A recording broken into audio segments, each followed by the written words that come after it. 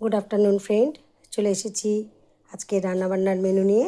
আজকের মেনুতে আছে ভাত, শিম পোস্ত, লম্বা বেগুন ভাজা আর হচ্ছে শিম আলু দিয়ে মাছের ঝোল।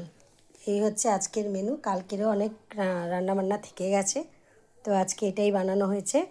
তো আপনারা যারা যারা আপনাদের খাবার দাবার আমাকে দেখাচ্ছেন, ভালো লাগছে জেনে।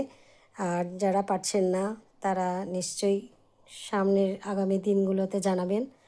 আর আপনাদের কাছে প্রতিদিন আমার একই কথা থাকে, হয়তো অনেকে বিরক্ত হয়ে যাচ্ছেন আমার কথা শুনতে শুনতে, যে আপনাদের এই চ্যানেলটা কেমন লাগে। কেউ অনেক ফ্রেন্ডস আমার ফিডব্যাক দিয়েছে, আর বাকি ফ্রেন্ডসদের কাছ থেকেও আমি ফিডব্যাক চাই, কারণ আমার খারাপ কোনটা সেটা আমি জানতে চাই।